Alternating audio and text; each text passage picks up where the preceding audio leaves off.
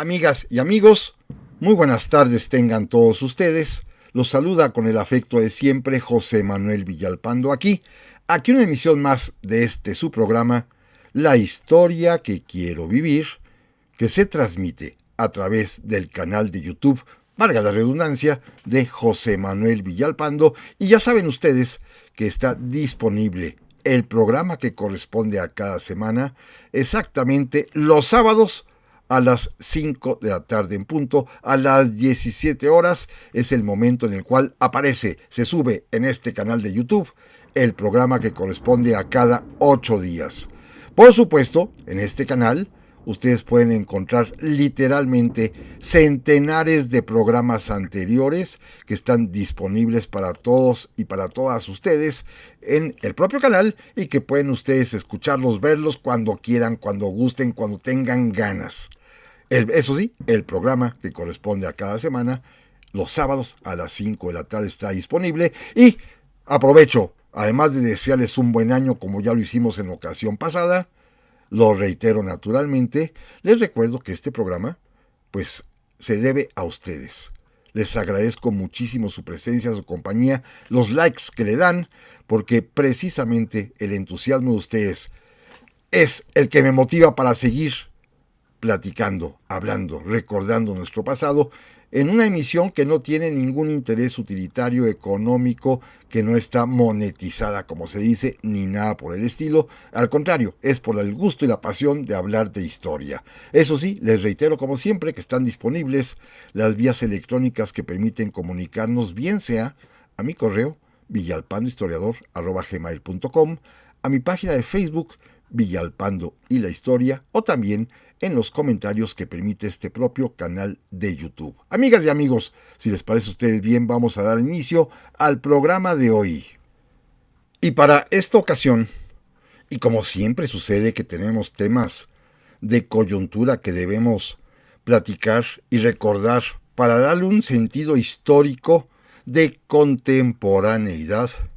pues resulta ser, como todos sabemos, que el día próximo, lunes 20 de enero, tomará posesión de la presidencia de los Estados Unidos de América por segunda vez Donald Trump. Y el tema no deja de ser preocupante para muchas personas, inclusive se han ocupado de responderle desde las altas esferas del gobierno mexicano a una serie de amenazas que tienen que ver, primero, con el comercio, de incrementar notoriamente los aranceles a los productos mexicanos que se exportan de nuestro país hacia allá. Todo por la cuestión, primero, de la migración, para intentar detener a los miles de migrantes, no solamente mexicanos, sino particularmente ya de otras naciones que utilizan el territorio mexicano para tratar de entrar a los Estados Unidos de América, y además también por las cuestiones del narcotráfico, que es toda una historia y un problema muy serio. Bueno, el señor Trump ha insistido en sus amenazas y pues estamos todos a la espera de saber qué es lo que va a acontecer a partir, repito, de que tome posesión nuevamente por segunda vez de la presidencia de los Estados Unidos de América. Y este tema, no el de la presidencia de Trump, no el de su injerencia y las amenazas, sino de la vida de más de 2 siglos de una relación difícil con los Estados Unidos de América, nuestros vecinos, con los cuales tendremos que lidiar toda la existencia de México como país en el futuro, como lo hemos hecho en los más de 2 siglos anteriores. Ha sido una convivencia difícil, dura, complicada, con problemas muy serios en ocasiones. Y el objeto de este programa es simplemente tener frescos los conocimientos históricos que nos permiten comprender una realidad espantosamente trágica, que siempre ha sido así nuestra relación con los vecinos del norte y por lo visto siempre va a seguir siendo así, con dificultades, con problemas, con amenazas, muchas veces con acciones concretas, pero una existencia obligada por nuestra vecindad forzosa, que no se puede modificar, que desde hace, repito, más de 200, casi 220 años, ha sido la tónica distintiva, el estar alertas siempre por las acechanzas del gobierno de los Estados Unidos y también, en buena medida, de alguna parte de su población, como ahorita lo platicaremos. En su origen, hace más de 200 años, tuvo un nombre específico esta actitud, esta idea, esta manera norteamericana de allá de los Estados Unidos de inmiscuirse en los asuntos de otros países, particularmente en los de México. Todos conocemos cómo se le llama a esto, el destino manifiesto. Destino manifiesto. Una teoría, una doctrina, que fue generada quizá popularmente allá en los Estados Unidos, pero que fue afianzada y fijada por tres personajes sumamente importantes, tres presidentes norteamericanos, de los primeros que ellos tuvieron: Thomas Jefferson, James Monroe, John Quincy Adams. Todos ellos gobernaron entre el año de 1800 a 1825, y entre los tres, cada uno aportando su parte, recogiendo además el sentir de sus conciudadanos, y con su propia inspiración basada fundamentalmente en principios de índole religiosa, porque ellos son promotores del puritanismo calvinista protestante, que dota a sus ideales políticos y de gobierno de una serie de ideologías y de conceptos, el principal de los cuales es aquel que ellos están seguros de que Dios, sí, Dios, les concedió un gran regalo. Primero, el de poder expandirse territorialmente, y segundo, el de poder inmiscuirse en países caóticos. Sí, son dos maneras de ver la misma realidad, toda ella obsequio de la divinidad de Dios. Dios fijó el destino manifiesto. Esto les permite, primero, en su tiempo, hace 200 años, crecer territorialmente, por supuesto, como todos sabemos, a costa de su vecino del sur, es decir, de México. Y más adelante, cuando ya saciaron su apetito territorial, pues se dedicaron a una serie también de actividades, de presiones, de amenazas, motivadas por distintas razones. A veces, como es el tema contemporáneo, por la migración, por el narcotráfico. En otras ocasiones, por cuestiones de comercio. Pero siempre han estado listos, acechando, para poder intervenir. Insisto mucho en que esta teoría, que no se sabe bien a bien dónde surgió, pero que sí fue conceptualizada ya por tres presidentes cuyos nombres repito: Thomas Jefferson, George Madison y John Quincy Adams. Ellos son los que vislumbraron esta posibilidad, quizá a partir de las creencias populares protestantes, de que Dios efectivamente les había concedido el derecho primero de la expansión territorial y ya después, insisto,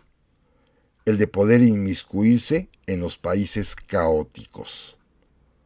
Así, tal cual está planteado el tema para ellos. es una especie de cultura muy, pero muy enraizada en la sociedad norteamericana, por lo menos en la sociedad tradicional, la que todavía pregona los valores propios de los fundadores norteamericanos, todos ellos, repito, inspirados por sus ideas religiosas, particularmente del luteranismo, del calvinismo, del puritanismo. Tienen pues el derecho primero de crecer territorialmente y después de intervenir donde haya caos. Así lo consideran.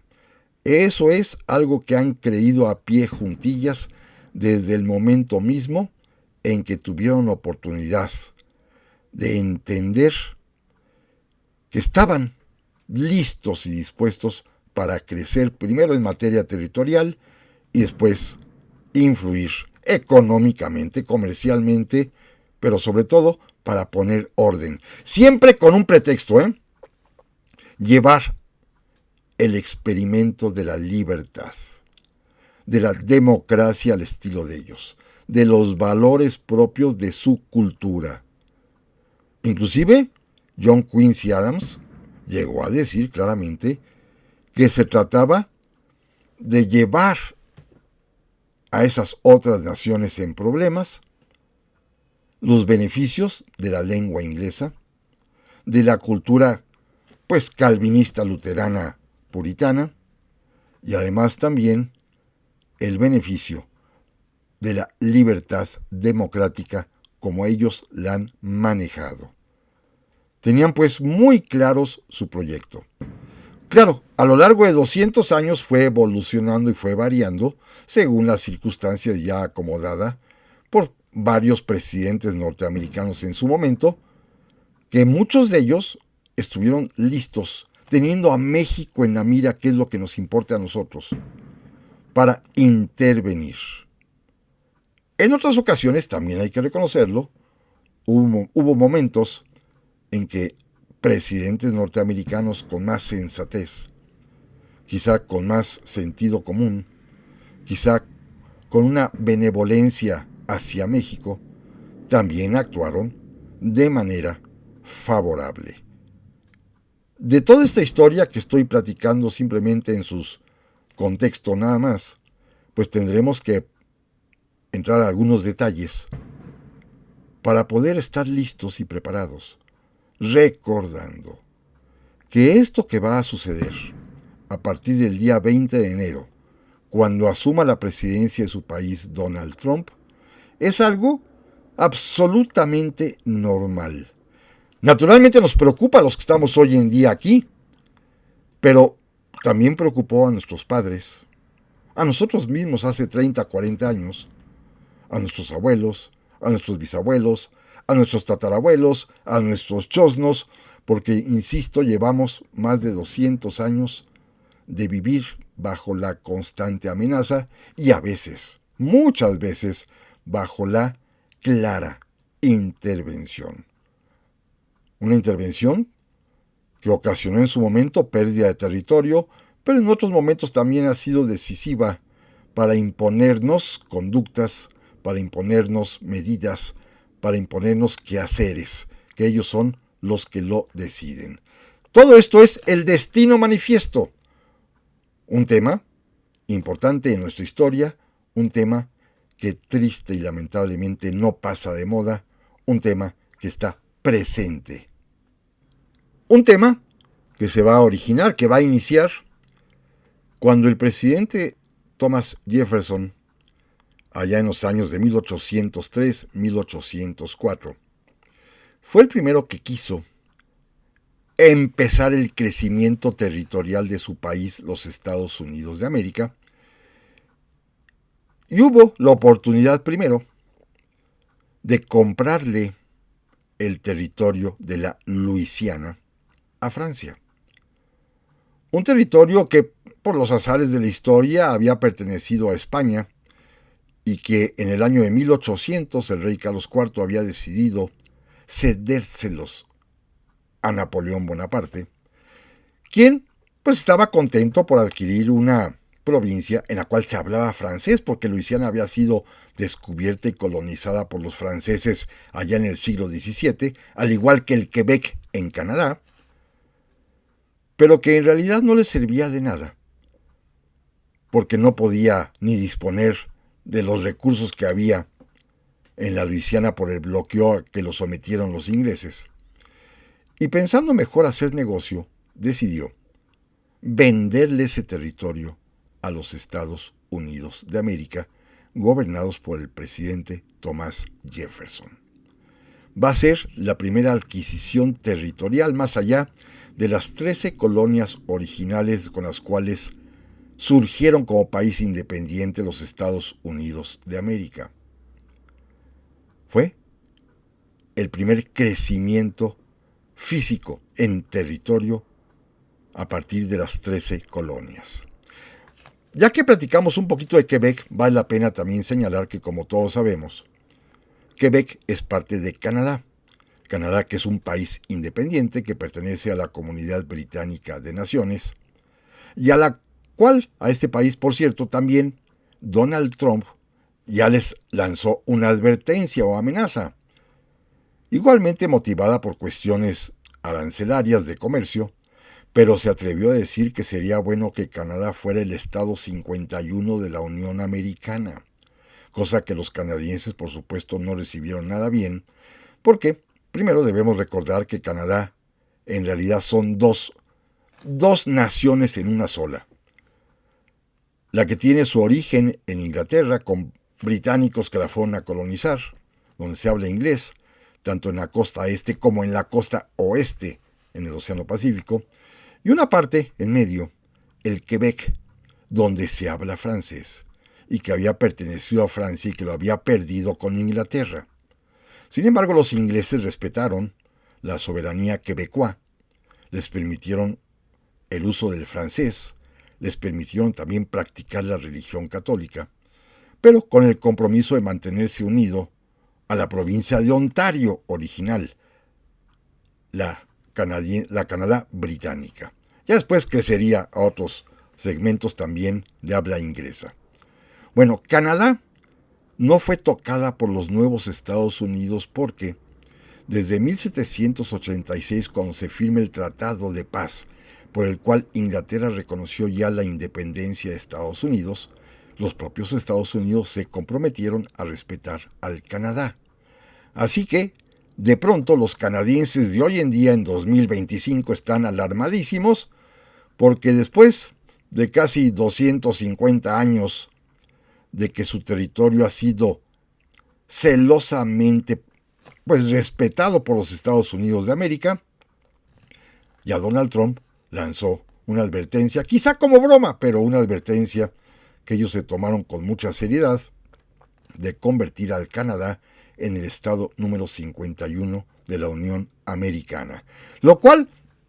si ustedes se fijaron en las redes sociales, hubo algunos mexicanos que se atrevieron hasta postular que quizá la parte norte de México podría también convertirse en el estado número 52. Es decir, el viejo sueño de muchos mexicanos que piensan que el Tratado de Guadalupe Hidalgo se quedó corto y que la línea fronteriza debería ir más abajo, más al sur, para incluir Tamaulipas, Nuevo León, Coahuila, Chihuahua, Sonora y las Baja Californias, las dos, en los Estados Unidos de América. Créanmelo, hay quien piensa eso, es totalmente cierto. Pero bueno, déjenme regresar a la historia de nuestra relación, que me detuve por el tema canadiense. En el año de 1804, ya habiendo comprado la Luisiana, el presidente Thomas Jefferson recibió la visita de aquel sabio viajero alemán Alejandro de Humboldt, que venía de recorrer todo México con el permiso del rey de España, de haber levantado mapas, estadísticas, de haber descubierto para la humanidad entera, porque lo va a publicar y se va a difundir por todas partes, que México es el cuerno de la abundancia. Y que va además también a decir que en ninguna parte de la tierra, la naturaleza, o Dios, como ustedes quieran, le había dado a un territorio tanta riqueza. No solamente la riqueza mineral. Recuerden que para entonces México era el mayor productor de plata del mundo. También la riqueza petrolera que el mismo Humboldt auguró cuando describió los jugos negros de la tierra que brotaban en la costa del Golfo de México. Pero también la enormidad de nuestras costas, de nuestros mares, la feracidad de nuestras selvas, lo propicio que son nuestros campos para el cultivo, los climas ventajosos y bondadosos que tenemos. Esto lo hizo decir a Humboldt que México, la Nueva España entonces, era el cuerno de la abundancia. Pero también recuerden que Humboldt hizo otro descubrimiento terrible, que en ningún lugar de la Tierra que él había visitado había encontrado, había observado tanta desigualdad. Un lugar donde había ricos, infinitamente ricos, como en ese momento el hombre más rico de la tierra, don Pedro Romero de Terreros, pero donde también vivían los pobres más miserables. Una desigualdad enorme. Bueno, todo esto, Thomas Jefferson estaba interesado en conocerlo. Recibió a Humboldt y Humboldt le platicó pues toda la riqueza novohispana, pero además le enseñó los mapas que había levantado y que había logrado recopilar y que le proporcionaron en el Colegio de Minería en la Ciudad de México, en donde se advertía la enormidad de la Nueva España y particularmente las zonas que a Jefferson le despertaron el apetito, lo que hoy sería Texas, Arizona, Nevada, Nuevo México, la California, la Alta California, y particularmente le llamó la atención, en los bien detallados mapas que llevaba Humboldt, que en California había un lugar donde una bahía natural permitía tener un puerto seguro, que además facilitaría el comercio hacia el oriente, la bahía de San Francisco. Muy abusado, muy listo, Thomas Jefferson le pidió prestado los mapas a Humboldt unos días, mientras se lo llevó a pasear para que viera el paisaje norteamericano y sobre todo los restos de dinosaurios y de mamuts que habían encontrado por ahí en algún lugar. Y mientras tanto, los oficiales del ejército norteamericano del Arma de Ingenieros copiaron los mapas a detalle que les prestó Alejandro de Humboldt. Una vez que Humboldt se fue, Jefferson organizó una expedición secreta confidencial porque era territorio de la Nueva España, con los oficiales norteamericanos Lewis y Clark, que se introdujeron literalmente a partir de la Luisiana, cruzaron Texas, Nuevo México, Arizona, la California, para llegar y ver con sus propios ojitos la bahía de San Francisco y regresar con la noticia. Cuando Jefferson confirmó los planos que le había prestado Humboldt, con los informes verbales que le dieron estos dos oficiales, fue cuando generó la idea del destino manifiesto, que todos esos territorios deberían ser para los Estados Unidos de América, hasta alcanzar precisamente a la California, con la bahía de San Francisco como la salida natural para el comercio con Oriente. Esta posición, que será refrendada, como ya lo dije al principio del programa, por el presidente James Monroe, que fue quien dictó la famosa doctrina de que América para los americanos, entendía literalmente que toda América es un continente que debe estar a salvo de agresiones europeas, pero que ellos se entienden con su eufemismo de que América es para los americanos, porque los americanos son ellos, de que América toda le pertenece, y que después también sería reafirmada por John Quincy Adams. Y en la práctica, y esto que quizás no lo sepan nuestros compatriotas que viven en aquellos estados del norte que sueñan con convertirse en parte de los Estados Unidos de América, el primer embajador norteamericano en México, Joel Robert Poinsett, dijo claramente que a Estados Unidos le interesaba ocupar y adquirir todos los territorios del norte de México que estaban deshabitados, desocupados, porque no querían tener nada que ver con las razas híbridas que habitan el resto del país. Las razas híbridas, las que Poinces decía que heredaron no las virtudes de los aztecas ni las virtudes o cualidades de los españoles, sino los vicios y defectos tanto de mexicas como de españoles. Eso somos nosotros, las razas híbridas para Joel R. Poinsett, para Joel Robert Poinsett. Pero regreso a la narración. A partir de ahí comenzaron ya los intentos muy serios, a partir de que Thomas Jefferson haya generado la idea de la ocupación, inclusive trazó un mapa con lo que él pensaba serían la línea, el límite entre las dos naciones, que curiosamente coincide con el límite que se adquirió en 1848 con el Tratado de Guadalupe Hidalgo, y a partir de ese momento, poco a poco, conforme fueron ganando poderío, conforme también se fue desmembrando el Imperio Español, los norteamericanos iniciaron su avance. Ya tenían la Luisiana. Bueno, pronto, en 1819, van a adquirir de España,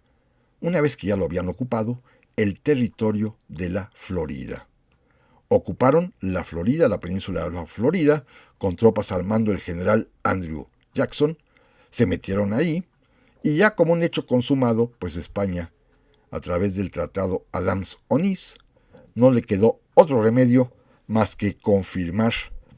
la pérdida de la Florida vendiéndosela a España. En ese tratado también se establecieron los límites con la Nueva España a partir de Texas. Texas sería una provincia novohispana que colindaba con la Alabama y la Luisiana, que ya eran norteamericanas, y a partir de ese tratado se establecieron los límites entre Estados Unidos y México, que se va a independizar, como todos sabemos, en el año de 1821. Y ya cuando fuimos independientes, ya cuando fuimos un país supuestamente libre y soberano, van a comenzar ya otro tipo de dificultades. Primero, antes, pues en realidad habían quitado tierras a la Nueva España que pertenecía al Imperio Español. Pero ahora ya éramos libres, soberanos, independientes, México ya existía y teníamos que vernoslas con los vecinos del norte. Pero de esto, amigas y amigos, vamos a seguir platicando en un momentito más. Ya estamos aquí, amigas y amigos, para la segunda parte del programa de esta semana, que está dedicado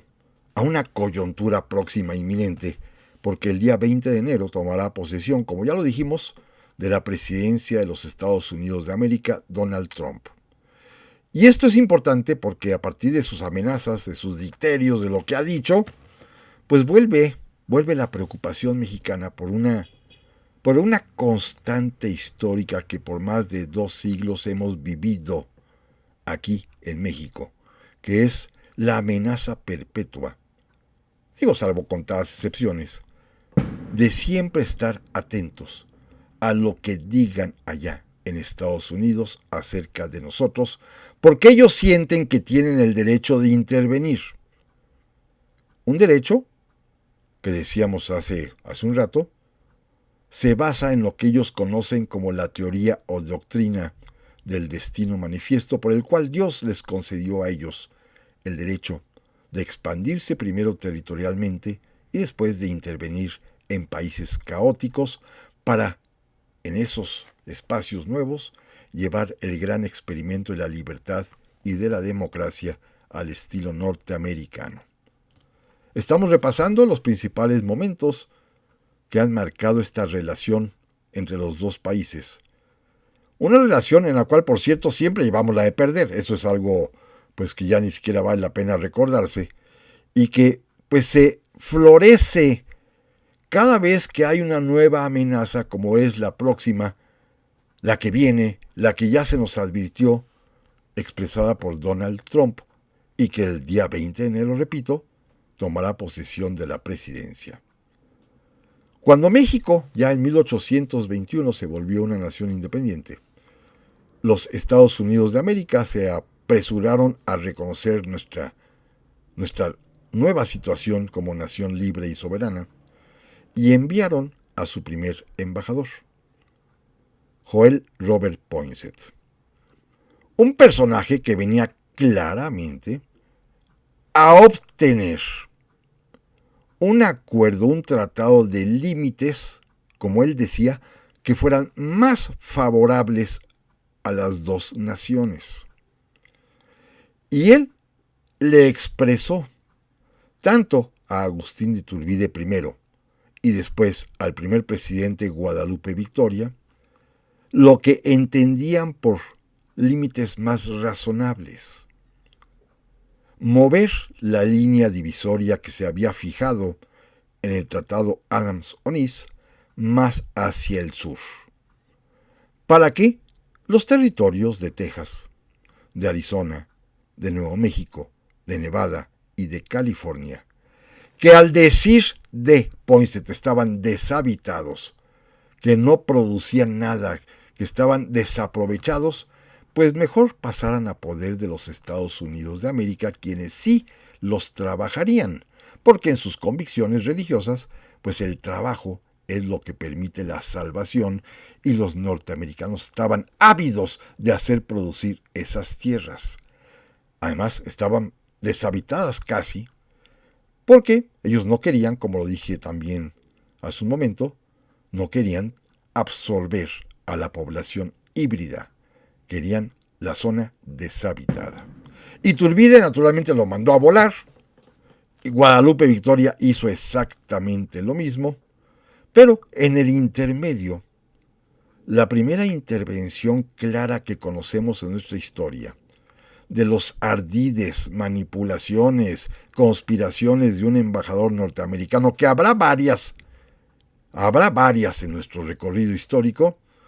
lo hará el propio Joel Robert Poinsett cuando en Veracruz. Él va a ser, quizás, el inspirador del movimiento de Antonio López de Santana junto con Guadalupe Victoria para levantarse en armas y deponer a Agustín de Iturbide. Él va a ser el principal conspirador, instigador.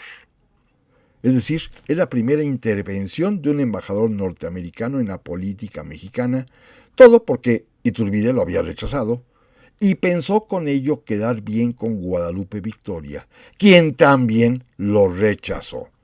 Esto es algo importantísimo que destacar, porque el presidente Guadalupe Victoria rechazó las peticiones y hasta amenazas de Poinsett, e inclusive ordenó su expulsión. Cosa que por supuesto no les va a gustar a los norteamericanos, pero por ello su reacción va a ser promover la infiltración de norteamericanos en Texas. El gobierno del presidente Guadalupe Victoria se dio cuenta de cuál sería la estrategia norteamericana, y entonces, fíjense, a veces los mexicanos tenemos algunas ideas sumamente románticas. El propio presidente Victoria y su ministro de Relaciones Exteriores, Lucas Alamán, decidieron que como Poinsett tenía razón en lo deshabitado e improductivo de Texas y de las demás provincias del norte, había que colonizarlas, había que trabajarlas. Y para ello decidieron lanzar una ley de migración y colonización para invitar particularmente a colonos europeos. Ellos pensaban en franceses, en alemanes, en polacos, en italianos, en húngaros, cuyo único requisito que se les pondría para poder ser colonos y recibir tierras gratuitamente en Texas era que fueran católicos. La ley marcó diciendo que eran bienvenidos los extranjeros, así genéricamente, que fueran católicos. Y la mala suerte mexicana es que no vino nadie de Europa, y al contrario, se formaron colas, filas enormes de norteamericanos que al amparo de esa ley, porque eran extranjeros, querían pasar a Texas, que era México. Claro, había que ser católicos, y ellos no tuvieron ningún empacho porque finalmente su religión calvinista puritana le permite que el fin justifica los medios, pues se bautizaban falsamente como católicos, mostraban su fe de bautismo al cruzar la frontera mexicana y legalmente tenían todo el derecho porque la ley preveía extranjeros católicos y ellos eran ya extranjeros católicos según lo acreditaba su fe de bautismo. Y así se colaron miles y miles de colonos norteamericanos que, como todos sabemos, poco tiempo después van a promover la separación de Texas. Con la tolerancia, y esto es lo más interesante, y quizás más que tolerancia, con la ayuda, con el estímulo, con el apoyo del presidente de los Estados Unidos de América, que estaba urgido en avanzar, que era ya el general Andrew Jackson. El mismo que había ocupado la Florida, ahora, ya desde la Casa Blanca, desde la presidencia, promovía la ocupación de Texas a través de un amigo suyo llamado Samuel Houston. Así que estaba la mano norteamericana metida en todo esto, y esto es lo que va finalmente a decidir que Texas declarara su independencia, que intentara separarse de México, el fracaso del ejército mexicano, que hoy no repetiríamos aquí, triunfando en el Álamo, pero finalmente derrotado el general Santana en la batalla de San Jacinto y obligado a firmar los tratados de Velasco, por los cuales, por lo menos, él se comprometía a no molestar a los tejanos. Esto, como todos sabemos, y no es el momento de repetir toda la historia, simplemente recordar paso a paso estos puntos decisivos, va a ser motivo de disputa más adelante porque no están claramente fijos los límites entre Texas y Tamaulipas y Nuevo León. Los tejanos afirman que es el río Bravo, los mexicanos afirman que es el río Sabina, que está más al norte. Este será el motivo, el casus belli, como se dice, para que Estados Unidos de América, ya en 1846, bajo la presidencia del presidente James Knox Polk, nos declaren la guerra e invadan el territorio mexicano por dos vías. Primero por el norte, llegaron hasta Monterrey, hasta cerca de Saltillo en la Angostura, con el pretexto pues de combatir en el norte, pero con la idea, que fue lo que hicieron, de expandirse, de marchar hacia el occidente, hasta la California, para ir ocupando ya no solamente Texas, sino Arizona, Nuevo México, Nevada y la California. Se hicieron de todo ese terreno sin resistencia mexicana, porque había muy pocos mexicanos en realidad. Y para obligar al gobierno mexicano a firmar la paz y a ceder el territorio que ya habían ocupado, invadieron también a partir de Veracruz, con el general Scott, en una historia que todos conocemos, tomaron el puerto de Veracruz, vencieron en la batalla de Cerro Gordo, tomaron sin disparar un solo tiro la ciudad de Puebla, y después se acercarían a la Ciudad de México, en donde habría pues las célebres batallas de Padierna, de Churubusco, del Molino del Rey, de Chapultepec, para finalmente culminar con la toma de la capital y obligar al gobierno mexicano en los hechos a firmar el Tratado de Paz, el Tratado de Guadalupe Hidalgo, por el cual México cedía a cambio de una contraprestación de $10 millones, primero, el reconocimiento ya formal a la independencia de Texas y después los territorios de Arizona, Nuevo México, Nevada y California. Se logró salvar, literalmente de casualidad, de chiripada como se dice, se logró salvar la península de la Baja California. Pero todo lo demás se perdió e inclusive en el propio tratado se nos impuso la obligación de admitir tropas norteamericanas cuando éstas cruzaran la frontera en persecución de los indios apaches, de indios bandoleros como les llamaban. Los norteamericanos tenían permiso, según el propio tratado, de pasar la línea fronteriza y de perseguirlos en nuestro territorio. Es decir, fue claramente una intervención militar para obtener territorio. Se cumplía precisamente, de manera perfecta, estas profecías del destino manifiesto. América para los americanos. como decía el presidente John Quincy Adams, es que el continente americano parece estar destinado a ser poblado por los polluelos del águila americana, la de ellos, no el águila mexicana, el águila americana, la que está también en su propio escudo nacional. Perdimos entonces, pues, más de la mitad de nuestro territorio, más de 2 millones de kilómetros cuadrados, por una clara visión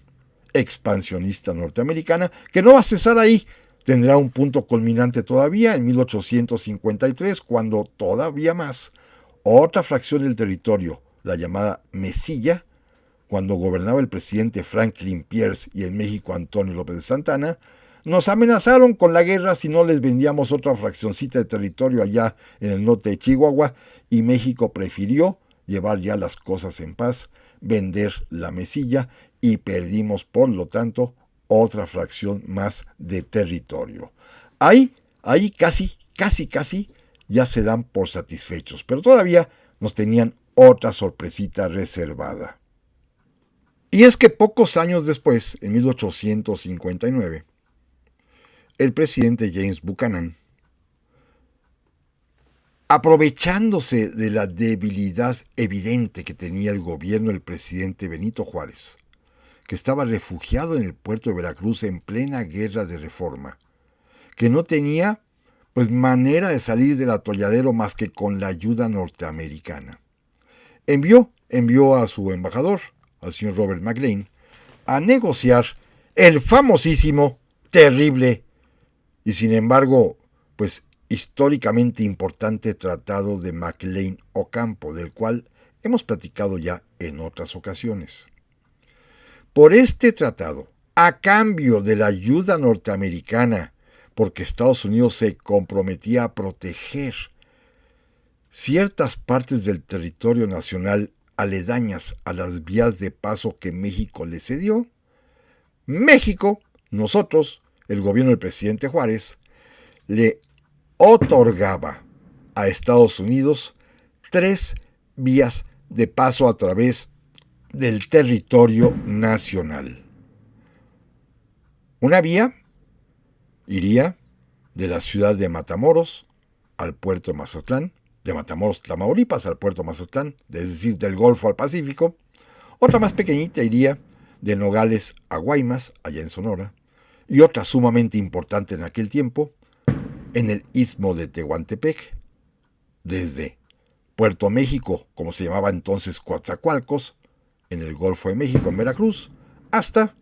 Salina Cruz, en Oaxaca, del otro lado. 3 vías de paso por territorio mexicano.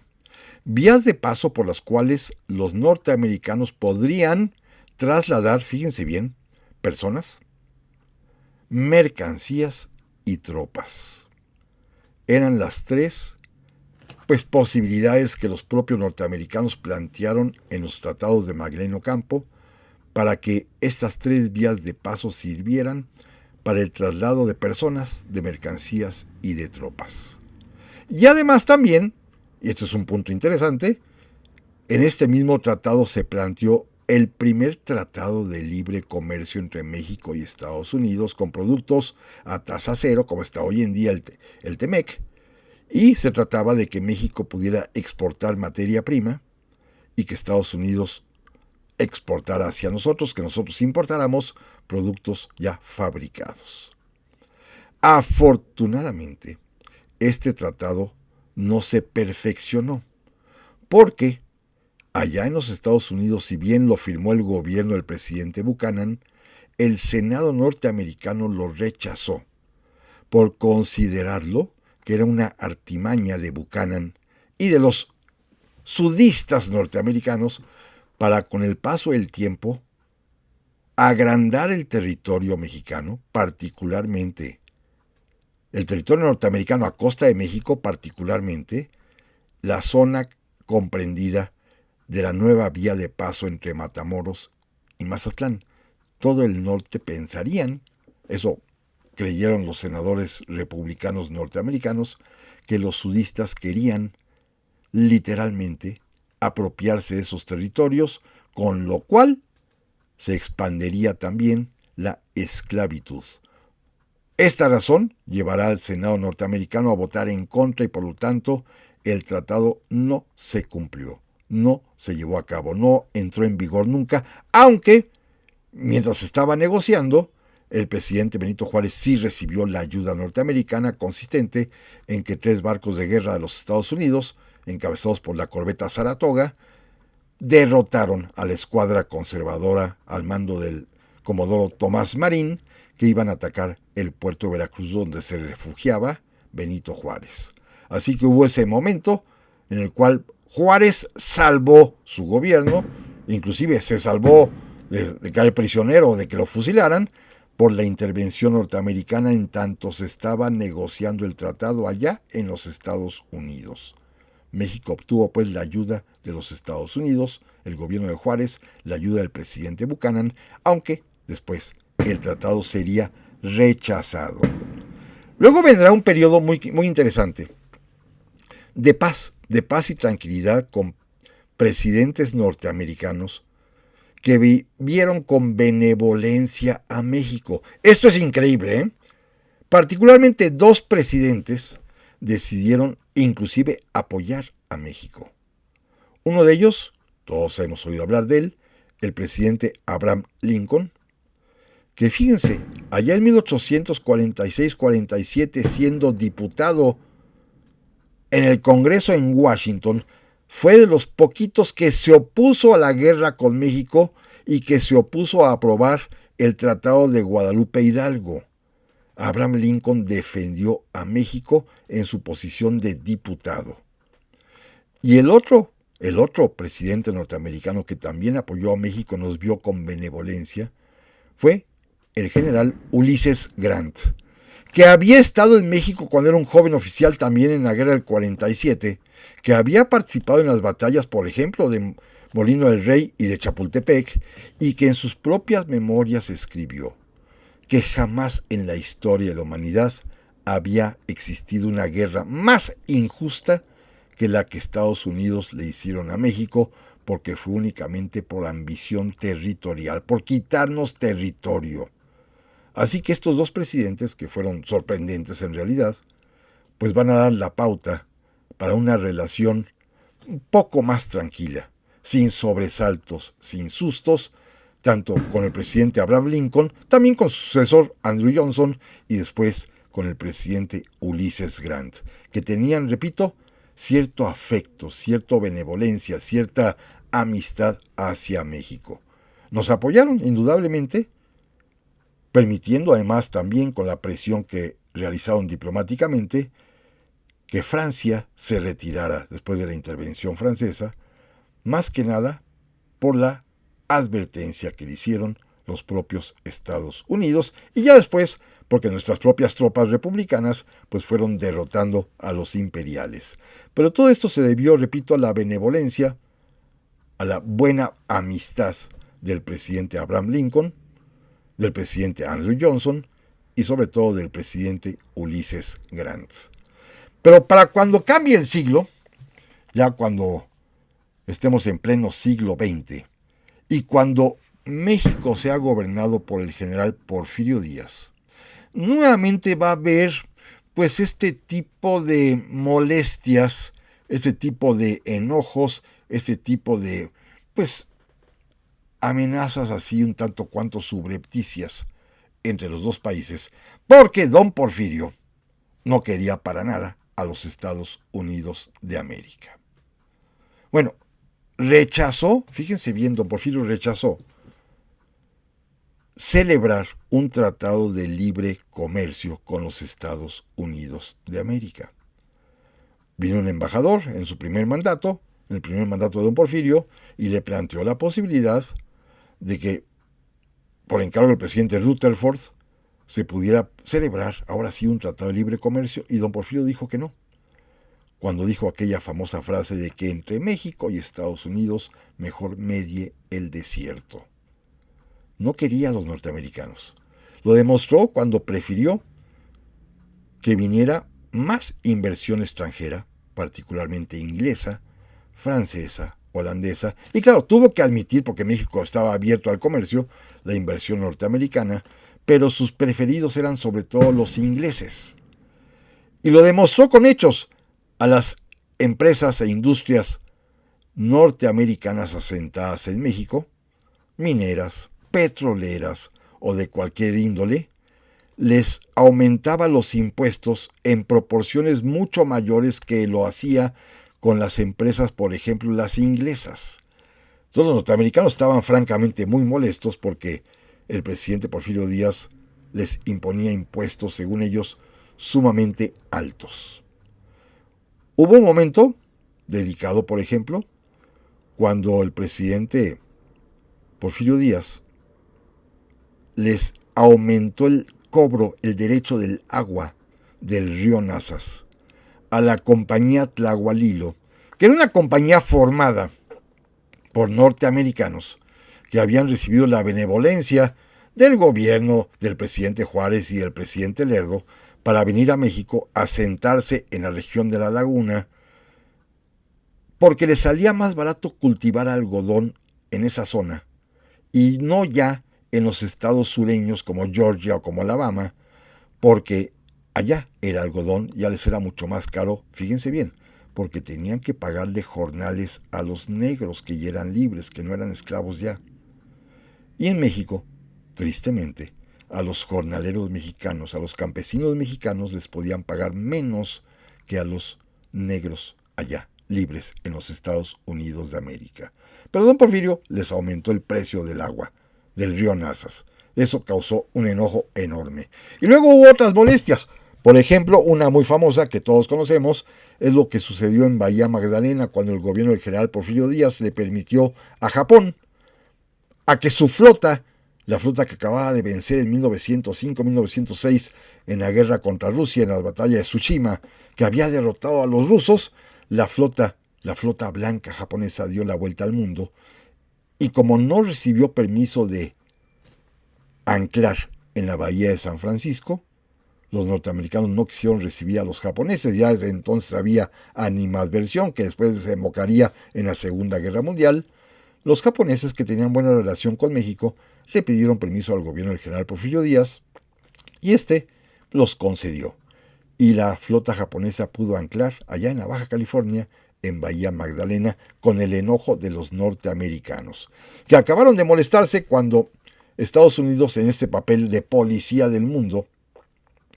un buen día decidió invadir Nicaragua, allá por 1908, porque el presidente Zelaya les había aumentado los impuestos a su compañía bananera, la United Fruit, la que exportaba plátanos. Y los marines norteamericanos desembarcaron en Nicaragua y el presidente nicaragüense se refugió en la Embajada de México. Recibió asilo diplomático mexicano. Y luego, el propio general Porfirio Díaz mandó un barco de guerra mexicano, el Cañonero Guerrero, al mando del capitán de navío Hilario Rodríguez Malpica, para rescatar al presidente de Nicaragua. Lograron hacerlo. Los barcos norteamericanos cerraban el puerto por donde iba a pasar el cañonero mexicano y don Porfirio le ordenó al capitán Rodríguez Malpica: pase o húndase. Afortunadamente los barcos norteamericanos no dispararon y el gobierno mexicano pudo darle asilo político al presidente de Nicaragua aquí en nuestra tierra. Todo esto va a motivar la famosa entrevista que van a celebrar los presidentes Porfirio Díaz y Taft, allá en Ciudad Juárez y en El Paso, visitas recíprocas, en los que el presidente Taft le hizo una serie de reclamos muy duros al presidente Porfirio Díaz, que, déjeme terminar con una palabrota, que como no entendía el inglés, su hijo Porfirito le era quien le traducía, quien le interpretaba. Cuando le dijo finalmente que quería una serie de privilegios a favor de Estados Unidos en contra de México, el presidente Porfirio Díaz le dijo que fuera a tiznar a su madre. Y entonces el intérprete Porfirito le dijo al presidente Taft: dice el presidente que se lamentó mucho no poder atender a sus peticiones. Así era el nivel de las relaciones en época de don Porfirio. Pero amigas y amigos, la próxima semana, primero Dios, aquí vamos a continuar con este interesante y vigente tema. Pásenla muy bien